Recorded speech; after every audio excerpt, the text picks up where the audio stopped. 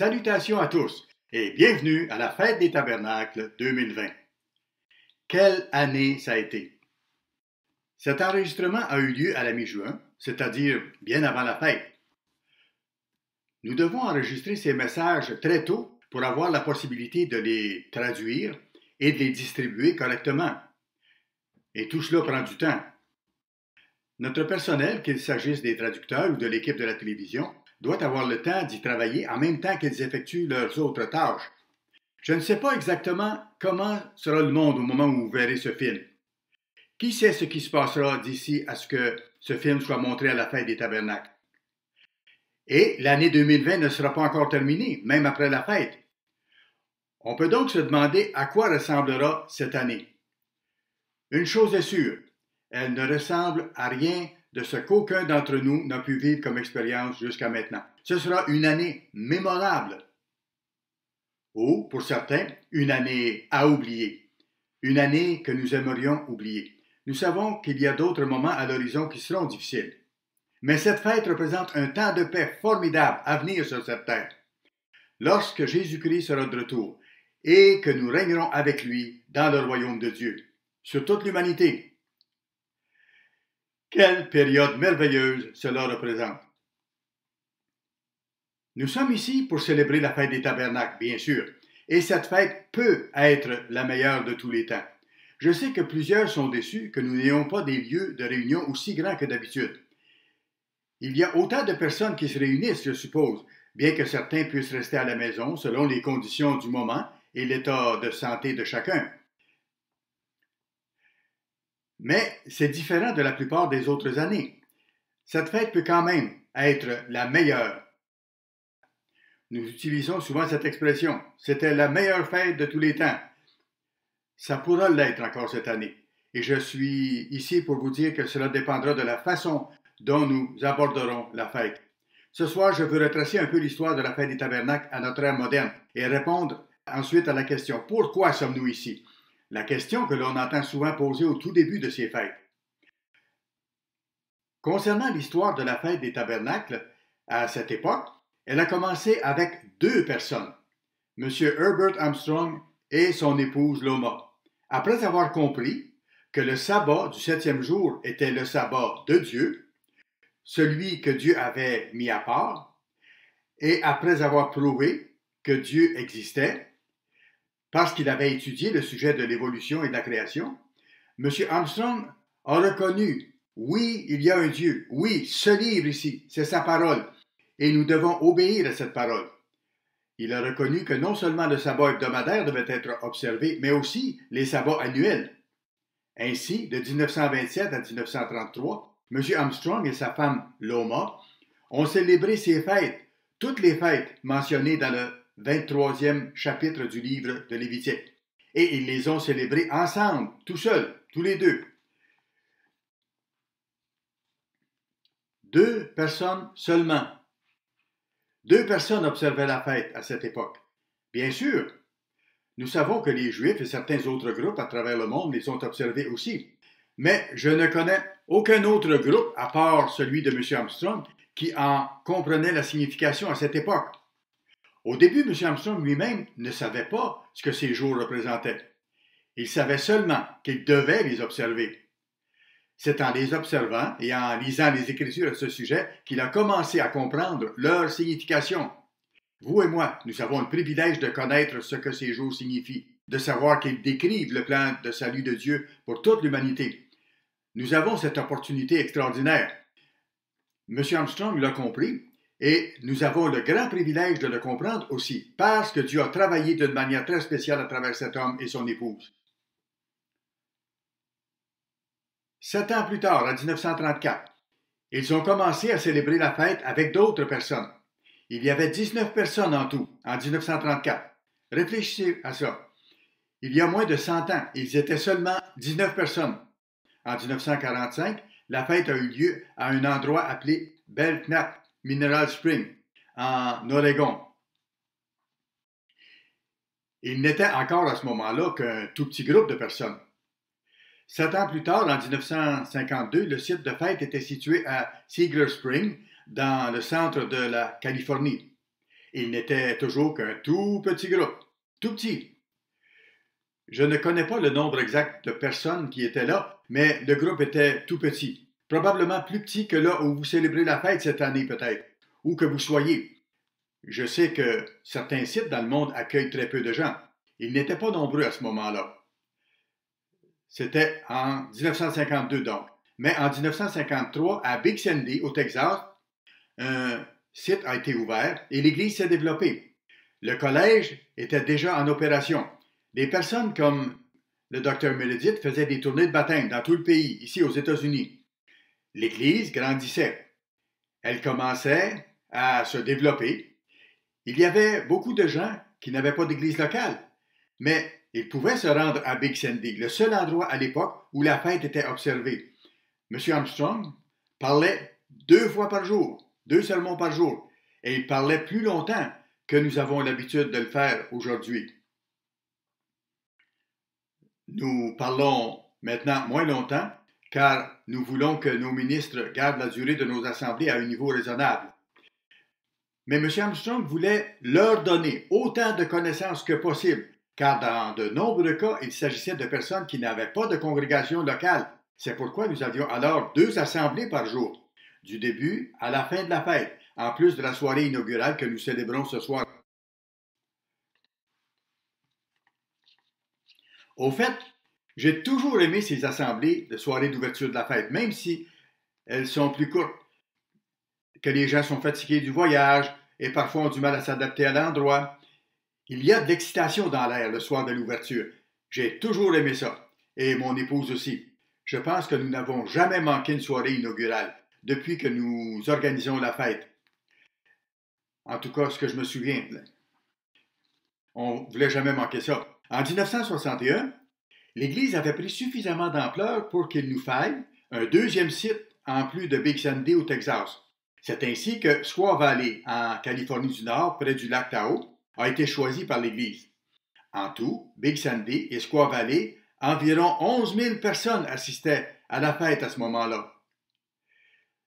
C'est une très bonne croissance par rapport aux 2 premières années. En 1964, il nous fallait un 3e site et Jekyll Island, en Georgie, a été ajouté.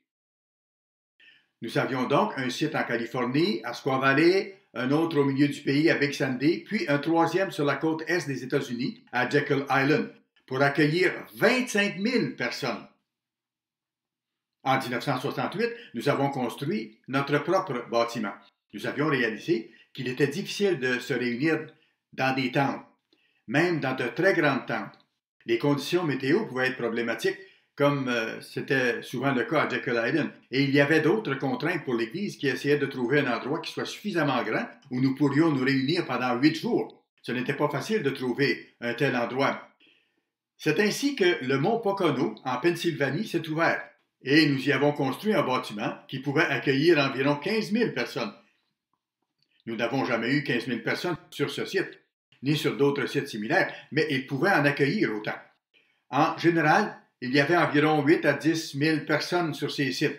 En 1969, Lake of the Ozarks, au Missouri, s'est ouvert avec une structure similaire qui pouvait accueillir environ 15 000 personnes, si je me souviens bien. J'y étais d'ailleurs cette année-là. Une fête très mémorable pour mon épouse et moi, que c'est à ce moment-là que je l'ai demandé en mariage. Et il y avait environ 11 000 personnes là. C'était une année charnière. J'expliquerai pourquoi dans un instant. Mais en 1972, Wisconsin Dells, au Wisconsin, s'est ouvert avec une structure similaire. Et nous avions généralement 8 ou 9 000 personnes. Je ne connais pas la capacité maximale ni minimale, mais ces structures pouvaient accueillir plus de personnes que nous n'en avions réellement, et c'était idéal. En 1970, cependant, c'est un chiffre facile à retenir, nous avions 70 000 personnes qui célébraient la fête des tabernacles dans 22 sites, dans 12 pays à travers le monde. Nous avions donc étendu nos activités au-delà des États-Unis, dans d'autres pays, et l'un de nos principaux sites, en 1969, s'est ouvert à Penticton, en Colombie-Britannique, au Canada, et je pense qu'il se réunissait sous une tente là-bas. Mais c'était l'un de nos principaux sites à l'époque. Mais en 1970, nous avons fait un changement. Jusqu'à cette année-là, nous avions toujours 2 services chaque jour de la fête, 2 assemblées. Et ce changement est le résultat de ce qui s'était passé l'année précédente, en 1969, principalement à Lac of Ozark. Je me souviens très bien que ceux d'entre nous qui sortaient tôt du stationnement, peu après la fin de l'assemblée du matin, avaient le temps de sortir du stationnement, trouver un restaurant et s'asseoir, manger un repas, payer la note et revenir pendant que d'autres essayaient encore de sortir du stationnement. C'était pas terminé. Cela n'avait aucun sens de soumettre les gens à ce genre de régime. Souvent, ces gens n'avaient même pas le temps de revenir à temps pour le début de la deuxième réunion en après-midi. Donc, M. Armstrong et ceux qui prenaient les décisions à l'époque, en consultation avec nos gens, ont décrété que nous aurions 2 assemblées les jours saints et une seule assemblée le reste du temps. Beaucoup de gens apportaient un pique-nique et le mangeaient près de leur voiture ou dans le bâtiment pour ne pas sortir du stationnement ces jours-là. C'était un changement. Et certaines personnes s'imaginaient que l'Église allait devenir laodicéenne parce que nous n'avions plus 2 assemblées par jour. La Bible ne dit pas exactement combien de temps doivent durer les assemblées, ni combien il doit y en avoir. Elle dit seulement qu'il faut observer la fête pendant 8 jours, comme c'est écrit au 8e chapitre du livre de Néhémie. Ils avaient certainement une assemblée le matin ces jours-là. Il y avait donc un peu de changement. L'Église a continué à se développer, au point où plus de 150 000 personnes ont célébré la fête des tabernacles dans des dizaines de pays du monde entier. C'était une entreprise pour le moins importante.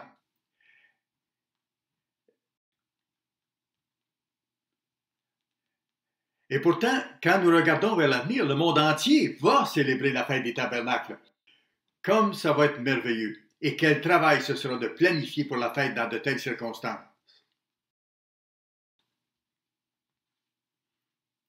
Dans les premières années de l'Église, les gens venaient à la fête des tabernacles pour une seule et unique raison. Et c'était pour obéir à Dieu en célébrant la fête. C'était la raison. Le logement n'était pas toujours très spécial. Beaucoup de gens, plusieurs milliers de personnes, ont célébré la fête des tabernacles sous des tentes, car tabernacle signifie tente ou abri temporaire. C'est pourquoi beaucoup d'entre nous observent la fête dans des hôtels ou d'autres lieux de ce genre qui sont des demeures temporaires, des abris temporaires peut-on dire.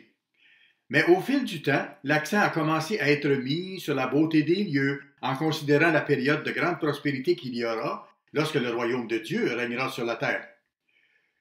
Nous avons commencé à faire des changements en ce sens. Les gens ont commencé en même temps à regarder les différents sites de fêtes possibles, en se disant parfois « Où puis-je aller à la fête ?» Et c'est devenu très important pour les gens. L'emphase mise sur la fête elle-même a donc commencé à changer quelque peu. Cela s'est fait progressivement, sur une longue période, jusqu'à ce qu'une certaine approche de la fête se soit installée, qui n'est peut-être pas exactement ce que Dieu recherche. Et ce n'est certainement pas ce que nous avions dans le passé. Je ne dis pas cela pour tout le monde, mais je dis que cette attitude à cet égard doit être examinée. Laissez-moi vous expliquer pourquoi nous sommes ici. M. Herbert Armstrong posait la question pratiquement chaque fois que nous étions réunis pour l'un des jours saints. Il disait « Pourquoi sommes-nous ici ?» Il parlait très fort généralement, puis il expliquait les choses. Et nous étions portés à dire « Ok, je le sais, j'ai déjà entendu ça. Donc on peut faire une petite sieste. » Et dans de nombreux cas, nous n'avons jamais vraiment eu la compréhension que nous aurions dû avoir. Comment puis-je dire cela? C'est très simple. Il y avait plus de 150 000 personnes qui célébraient la fête des tabernacles à une époque. Mais, après la mort de M. Armstrong, regardez ce qui s'est passé. De toute évidence, beaucoup de gens, des dizaines de milliers de personnes, n'ont jamais compris le message.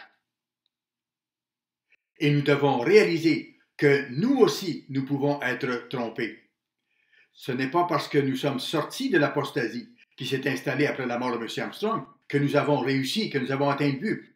Lorsque nous regardons les leçons de l'Exode, ces gens ne sont pas tous morts en même temps.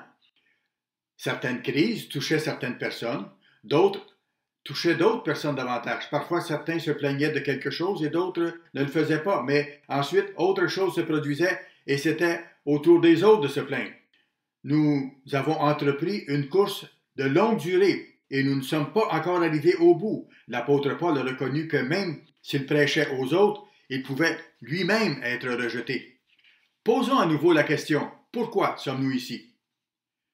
Je dois vous poser aussi une autre question et j'aimerais que vous y réfléchissiez sérieusement. Pourquoi devons-nous poser cette question année après année? Pourquoi devons-nous poser cette question année après année? Je crois que j'ai déjà donné un indice à ce sujet. Parce que certains voient la fête différemment. Ils ne la voient pas comme Dieu veut que nous la voyions. Pour certains, et je ne dis pas que c'est le cas de tout le monde, mais pour certains, c'est vraiment devenu un carnet de voyage.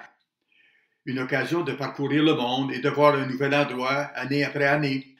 Pour d'autres, c'est une réunion de famille.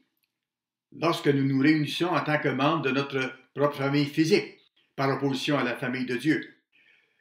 Pour d'autres encore, il s'agit d'un appartement de luxe. C'est ça qui est important. Je dois faire mes réservations très tôt parce que je veux avoir ce condo très spécial. Est-ce que certaines de ces choses sont mauvaises en elles-mêmes? Est-ce que c'est mal de voir un endroit nouveau? Bien sûr que non. Lorsque nous voyageons ailleurs, cela ouvre notre esprit sur le monde d'une manière plus large. Nous rencontrons des gens, nous découvrons la façon dont ils vivent et nous voyons de beaux endroits. Ce sont toutes de bonnes choses par elles-mêmes. Est-ce mal d'être en famille physiquement? Bien sûr que non. Je pense que nous aimons tous être en famille au moins une fois ou deux par année. Pour certains d'entre nous, ce n'est qu'une ou deux fois par année parce que nous sommes très dispersés dans le monde. Est-ce mal d'avoir un condo de luxe pour célébrer la fête? Si nous pouvons nous le permettre, il n'y a pas de mal à cela. Mais si nous devions habiter dans une tente, qu'est-ce que ça ferait? Ou, pour le dire autrement, si nous devions loger dans une grotte, avant que tout ce que nous vivons soit terminé, le luxe dont nous jouissions aujourd'hui va probablement nous être enlevé si nous vivons assez longtemps. Quand la fin de l'âge viendra, nous vivons vraiment au temps de la fin, quand le temps viendra, la persécution sera grande. L'Église devra fuir vers le lieu de sécurité, comme nous l'appelons, dans le désert. Remarquez que ce sera dans le désert, comme il est dit dans Apocalypse 12. Ce ne sera pas aussi beau. Et les gens disent, oui, mais quand ça va arriver, je vais être prêt. Vous savez, le plus grand indicateur de notre comportement futur, de nos attitudes futures, c'est la façon dont nous abordons les choses maintenant, aujourd'hui. Ça, c'est un fait. Et si nous râlons, si nous nous plaignons maintenant, je peux presque vous assurer que nous râlerons et que nous nous plaindrons quand les choses ne seront pas aussi faciles. Ça fait partie de notre nature humaine. Donc, c'est une chose d'être déçu. Je sais que certains d'entre vous sont déçus parce qu'ils n'ont pas pu voyager ici et là, dans certains cas, parce que toute la famille ne peut pas se réunir. C'est une déception, je comprends cela. Mais lorsque nous avons pris la décision concernant la fête des tabernacles pour 2020, je parle de 2020, non pas 2021, 22, 24, 25, mais pour 2020, nous l'avons pris pour ce que nous estimions être de très bonnes raisons pour la sécurité de l'Église, sur le plan financier et sur tous les autres plans, et aussi pour la sécurité des membres de l'Église. Les gens pourraient ne pas comprendre cela, mais j'espère que nous pouvons comprendre que Dieu n'a pas choisi chacun de nous pour prendre toutes les décisions de l'Église. Nous devons travailler ensemble. C'est une équipe, une famille, et nous devons soutenir les décisions qui sont prises. Donc, bien que je comprenne que les gens soient parfois déçus, l'élément clé, c'est l'attitude. C'est toujours ça. Quelle est notre attitude? Pourquoi observons-nous la fête? Quelle est la raison pour laquelle nous célébrons la fête? Nous nous tournons souvent vers Deutéronome 14 pour y répondre.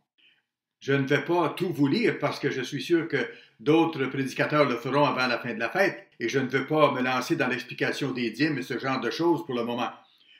Je veux avant tout me concentrer sur le verset 23 qui dit « Et tu mangeras devant l'Éternel, ton Dieu, dans le lieu qu'il choisira pour y faire résider son nom. » Qui décide où cela va se passer? Eh bien, Dieu s'est servi de ses serviteurs, de son ministère, pour prendre cette décision. Ce n'est pas à tout le monde de décider.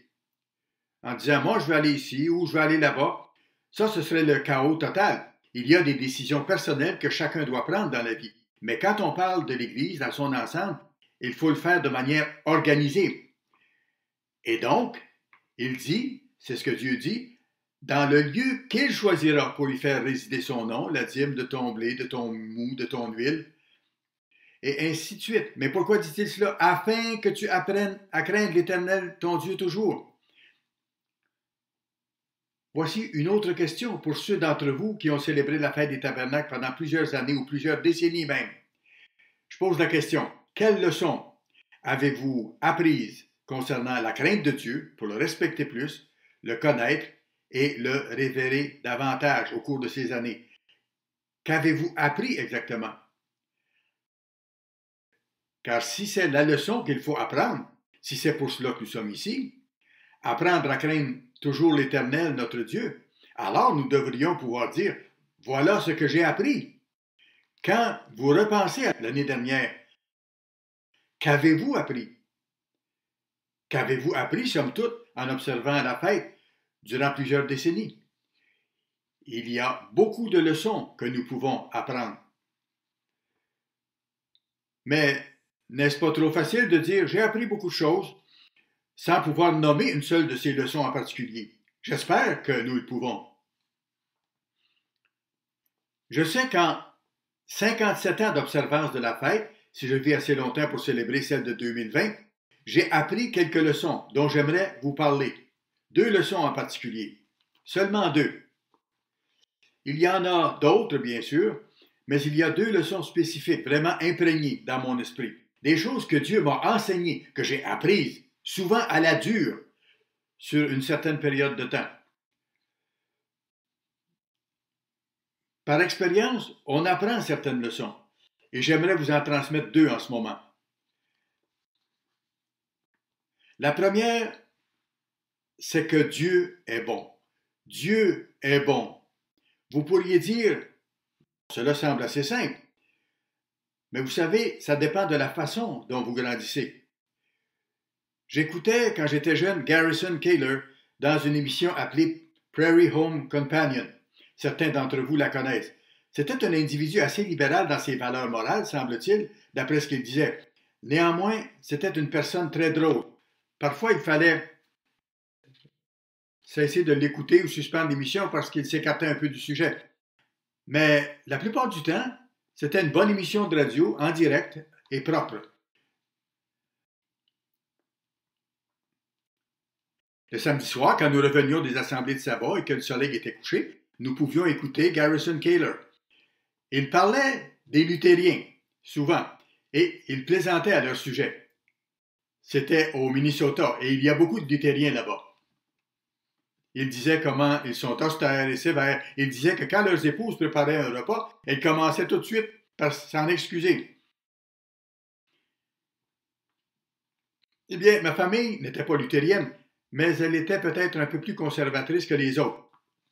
Je me souviens que ma mère m'avait appris à économiser l'argent. Elle ne m'a jamais appris comment investir ou comment dépenser l'argent.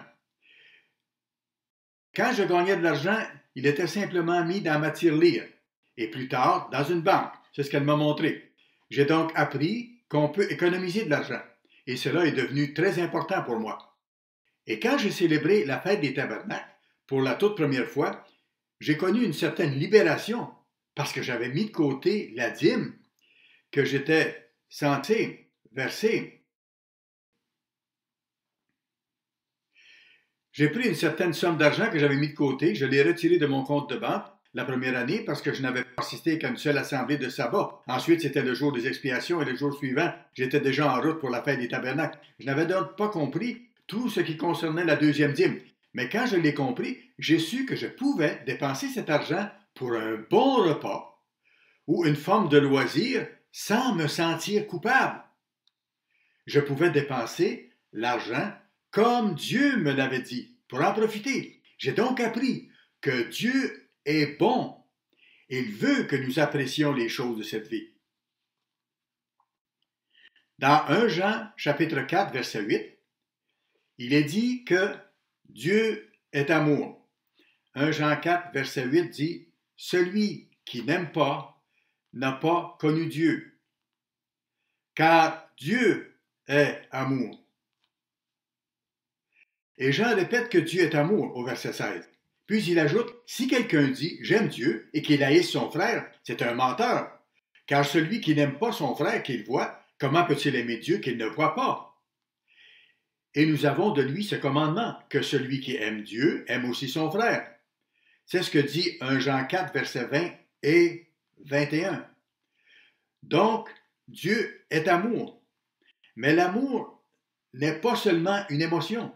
L'amour, c'est la façon dont nous traitons les autres. C'est la façon dont nous faisons les choses, dont nous agissons. Dans Deutéronome, au 14e chapitre, encore une fois, au verset 26, la dernière partie de ce verset dit « Tu mangeras devant l'Éternel ton Dieu, et tu te réjouiras, toi et ta famille. » Ainsi, Dieu nous ordonne de nous réjouir pendant ce temps. C'est un commandement. Cela ne veut pas dire dépenser de l'argent n'importe comment. Dieu nous donne des moyens de pouvoir prendre un bon repas avec d'autres personnes et de pouvoir partager ces choses en nous réjouissant de cette façon. Il ne s'agit pas seulement de savoir combien nous dépensons. Nous devons nous assurer d'avoir suffisamment d'argent pour pouvoir célébrer la fête, bien sûr. Et il y a beaucoup de gens, surtout cette année, qui ont besoin de l'aide financière que nous leur apportons pour pouvoir aller à la fête. Mais ils n'auront peut-être pas assez pour faire tout ce qu'ils aimeraient faire. Ils peuvent certainement observer quand même la fête des tabernacles, et nous voulons qu'ils le fassent. Dieu nous commande de nous réjouir. Ainsi, le premier élément que j'ai appris, c'est que Dieu veut que nous apprécions les choses de cette vie. Il n'y a rien de mal à profiter des bénédictions que Dieu nous a données. Pour vous, c'était peut-être une leçon facile à apprendre. Peut-être que vous ne saviez pas que Dieu avait donné ce privilège. Peut-être avez-vous grandi d'une manière qui vous a permis à vivre de cette manière de façon naturelle. Mais pour certains d'entre nous, nous avons dû apprendre cette leçon, qu'il y a un temps et un lieu pour tout. Ça, c'est le principe. Et pendant la fête, Dieu nous rend un peu plus riches parce que nous avons économisé 10% de notre revenu pour les dépenser pendant la fête des tabernacles, le dernier grand jour aussi. Et nous pouvons aussi utiliser cette deuxième dîme pour les autres fêtes. Ainsi, nous avons beaucoup plus d'argent pour célébrer ces fêtes que nous en avons régulièrement. Dieu nous aime et il veut que nous profitions de la vie. La seconde leçon que j'ai apprise en 57 ans d'observance de la fête est que Dieu veut que nous apprenions et que nous ayons le même état d'esprit que lui. En d'autres termes, que nous devons faire preuve d'altruisme, penser aux autres, avoir un amour qui se définit par un souci envers les autres. C'est une leçon simple à certains égards. Mais je devais apprendre cette leçon, parce que lorsque j'ai commencé à assister à la fête, à bien des égards, je pensais qu'il s'agissait que de moi, moi-même. « Oh, j'ai cet argent, je peux le dépenser, je peux faire ceci, je peux faire cela. » Mais au fil du temps, j'ai constaté que quand je cherchais à faire ce que je voulais faire, ça n'allait pas toujours aussi bien. Et parfois, lorsque je faisais des efforts pour aider quelqu'un d'autre, je n'étais peut-être pas aussi enthousiaste à l'idée de le faire, mais je me disais, d'accord, je dois le faire. Ces moments-là sont devenus les meilleurs moments de la fête des tabernacles pour moi. J'ai découvert ça. Je sais que certains d'entre vous ont entendu cette histoire dans le passé, mais pas tout le monde. Alors je vais la raconter une fois de plus. Pendant 3 ans, j'ai observé la fête des tabernacles à Long Beach, en Californie. Ce n'est pas le meilleur endroit pour la fête des tabernacles, je sais. Mais c'était la fête des tabernacles. C'était un endroit que Dieu avait choisi pour y mettre son nom. Il y avait probablement de nombreuses raisons à cela. Néanmoins, c'est là que certains de ceux qui étaient au collège ambassadeur devaient l'observer. Une partie des étudiants du collège célébrait la fête à cet endroit et une autre partie à Squaw Valley. Squaw Valley est un endroit beaucoup plus beau et l'atmosphère y était plus agréable, mais certains d'entre nous, étudiants, avaient été désignés pour aller à Long Beach, en Californie. Et je me souviens d'une année où beaucoup d'étudiants logeaient dans un vieil hôtel. J'ai été assigné à une chambre avec un autre étudiant et nous n'avions qu'un lit, un seul lit. À l'époque, le monde était très différent d'aujourd'hui. La situation n'était pas terrible, comme vous voyez. Ce n'était pas la façon la plus confortable de passer la fête des tabernacles, du moins la nuit, quand vous logez avec un type qui ronfle, qui s'étire, et tout le reste. Ce n'était pas la meilleure façon de tout, mais c'était la fête des tabernacles, formidable. Je ne me souviens pas si c'était cette année-là ou une autre, mais j'avais décidé que ce que je voulais vraiment faire, c'était d'aller naviguer, parce que je n'avais jamais fait ça avant. Donc, j'ai économisé un peu d'argent. Ça ne coûtait pas si cher. Je pense qu'il n'en coûtait que 20 $ pour louer un voilier. J'ai réuni mon équipage, des gens qui disaient avoir navigué. L'un d'entre eux, cependant, était du Kansas. J'aurais dû avoir un petit indice, là. Il avait passé toute sa vie au Kansas et il avait probablement plus navigué sur une goélette dans les champs que sur un vrai voilier. Il n'y connaissait rien, mais de toute façon, il y avait aussi une jeune fille de Californie avec nous. Heureusement, elle connaissait un peu la voile. Nous sommes allés là-bas. Nous étions censés rester dans le port, mais nous avons fini par sortir du port et nous étions dans l'océan. Et tout ce à quoi je pouvais penser, c'était mon argent. J'avais dû signer un contrat qui stipulait que si quelque chose arrivait au bateau, j'étais responsable des dommages. Nous sommes finalement rentrés au port et la voile s'est déchirée du haut en bas. Nous n'avions plus le vent dans la voile. J'ai découvert ce que signifie de ne pas avoir le vent dans les voiles à ce moment-là. Quand nous passions à côté d'un bateau plus grand, nous délivions. Nous nous sommes heurtés à des yachts et à d'autres choses. Nous sommes finalement revenus et le propriétaire du bateau a été vraiment gentil. Il nous a dit la voile devait être remplacée de toute façon et il ne nous a pas fait payer la voile. Voilà pour la merveilleuse expérience que je voulais vivre en allant là-bas avec l'idée que ce soit l'enfer ou une haute mer. C'est ce que je voulais faire, c'est ma fête. C'est une belle histoire aujourd'hui, mais ce n'était pas si agréable à ce moment-là. Par la suite, quelques-uns d'entre nous ont fait des sorties, bien sûr, ont eu des rendez-vous, mais nous avons finalement invité quelques dames plus âgées à dîner. Je n'entrerai pas dans tous les détails, mais ce fut le point culminant de la fête. Ce n'était pas du tout ce à quoi je m'attendais. Nous l'avons fait en quelque sorte par devoir, si vous voulez. D'accord. Mais ça s'est avéré être merveilleux et ce fut une grande leçon pour moi. J'ai appris cette leçon. J'espère que je ne l'oublierai jamais.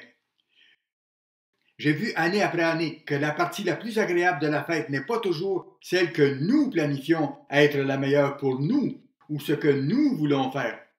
C'est la manière de partager avec les autres, quand nous donnons aux autres. Vous savez, cela ne devrait pas nous surprendre, car dans Acte 20, verset 35, il est dit « Il y a plus de bonheur à donner qu'à recevoir ». Paul citait les paroles du Christ. Il y a plus de bonheur à donner qu'à recevoir. C'est toute une leçon. C'est la voix de Dieu. Il se préoccupe de nous et nous devons nous préoccuper des autres à notre tour. C'est une grande leçon que nous devons apprendre et que nous devons parfois apprendre à la dure dans certains cas. J'ai dû l'apprendre à la dure moi-même. C'est un processus qui s'est déroulé sur une certaine période de temps. Dans le chapitre 14 du livre de Luc, il y a un passage qui convient vraiment à la fête des tabernacles, car il y est question d'une fête. Voyons, Luc 14, verset 12, Jésus dit ceci.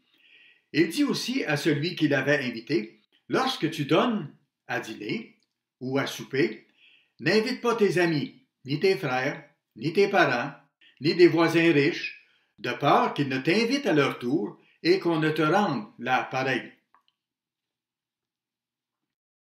Jésus ne disait pas que vous ne pouvez pas jamais inviter votre famille à être avec vous ou vos amis proches. Mais l'accent est mis ici sur le fait de regarder au-delà de ceux qui sont nos amis proches. Il dit, mais lorsque tu donnes un festin, nous sommes maintenant à la fête. C'est le cas aujourd'hui. Nous pouvons inviter des gens pour un repas de fête ou encore si nous logeons dans un condo et que nous préparons un barbecue ou un repas quelconque. Il nous dit, lorsque tu donnes un festin, remarquez qu'il s'agit d'un festin, invite des pauvres. Lorsque tu donnes, Invite des pauvres, des estropiés, des boiteux, des aveugles. Invitez ceux dont la personnalité n'est peut-être pas aussi flamboyante que celle des autres. Peut-être qu'ils sont super, mais que vous ne le savez pas. C'est parfois une personne avec laquelle nous ne nous identifions pas immédiatement, mais nous devenons des amis proches parce que nous découvrons avec ça que nous avons quelque chose en commun. Et nous avons la même compréhension de la direction que ce monde prend actuellement et du but de l'existence humaine. Parfois, il ne suffit que d'un petit effort pour rejoindre l'autre. Ce sont donc les paroles de Jésus-Christ lui-même.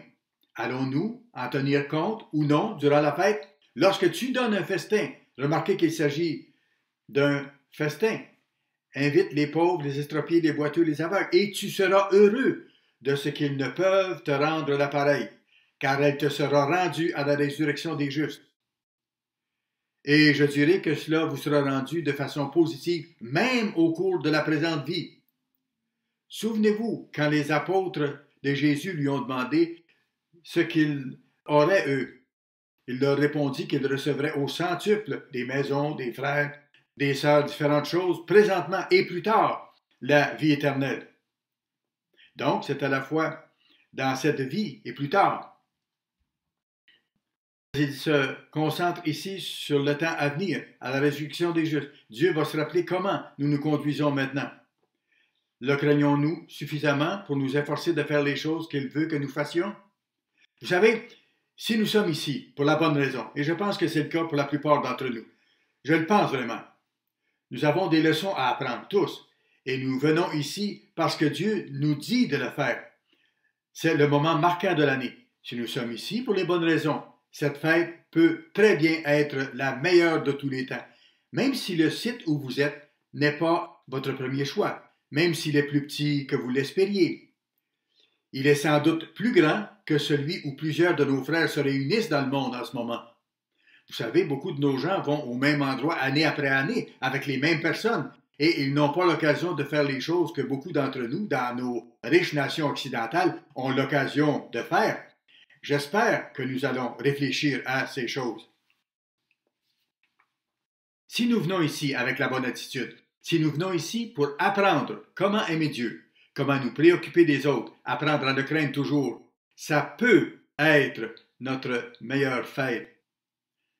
Je dis peut-être, parce que je ne peux pas vous garantir qu'il n'y aura pas certains problèmes comme tomber malade ou autre chose. Je ne peux pas garantir. Mais je sais que cette fête peut certainement être l'une des meilleures fêtes, si ce n'est la meilleure, si nous l'abordons correctement. Cette fête illustre l'âge d'or pour l'humanité, ce qui s'en vient. Si nous attendons ce moment avec impatience, pensez qu'il n'y aura plus d'injustice dans ce monde, qu'il n'y aura plus de violence, plus d'anarchie, plus de gens qui brisent les choses, qui démolissent ou qui tirent sur d'autres personnes ou qui violent des gens. Toutes les choses qui se passent dans le monde. Tout cela aura une fin. Vous et moi allons avoir la possibilité de contribuer à sa réalisation. La fête représente cette époque merveilleuse qui vient, et vous allez entendre de nombreux messages décrivant cet avenir au cours de la fête. Quoi de plus encourageant que la signification du dernier grand jour? Quand on y pense, quoi de plus encourageant pour nous donner espoir en ce qui concerne nos proches non convertis, qui n'ont jamais été appelés, qui n'ont jamais compris, et tous les gens du monde entier qui ont vécu dans l'histoire. Vous savez, quand je voyage en Chine, comme je l'ai fait dernièrement, j'aime les Chinois. Peut-être parce que j'apprends à les découvrir de plus en plus. Quand je voyage en Thaïlande ou en Afrique du Sud, ou n'importe où ailleurs dans le monde, aux Philippines, je trouve que ce sont des gens merveilleux. Il y a des êtres humains partout sur cette terre, comme vous et moi. Ils ont les mêmes espoirs, les mêmes désirs. Le fait de pouvoir apporter la vérité de Dieu aux gens et de voir les gens du monde entier célébrer le sabbat chaque semaine et les fêtes quand elles auront lieu, quel monde merveilleux ce sera. Certainement, lorsque nous considérons le dernier grand jour, tous ces gens qui ont vécu et qui sont morts sans jamais comprendre la vérité, peut-être en mourant prématurément à cause de la guerre ou à cause d'un meurtre ou de toute autre raison, ils vont sortir de leur tombe, ils vont revivre. Nous en parlerons lors du dernier grand jour. Quelle merveilleuse vérité Dieu nous a donnée. Dieu veut que nous nous réjouissions durant cette période de 8 jours, comme il veut que nous nous réjouissions lors de toutes ces fêtes. Il nous offre cela comme un merveilleux cadeau. Il veut que nous apprenions à le connaître et aussi que nous apprenions certaines choses sur nous-mêmes. Parfois de manière positive, parfois par le biais d'erreurs que nous faisons. Mais même dans ce cas, c'est positif si nous en tirons les bonnes leçons. Il veut que nous apprenions à le connaître pour le respecter et apprécier les choses auxquelles il tient. En bref, nous devons apprendre à valoriser les choses auxquelles Dieu attache de l'importance. C'est pour cela que nous sommes ici. Cette fête peut et doit être une expérience qui change notre vie et j'espère pour vous que ce sera la meilleure fête de tous les temps.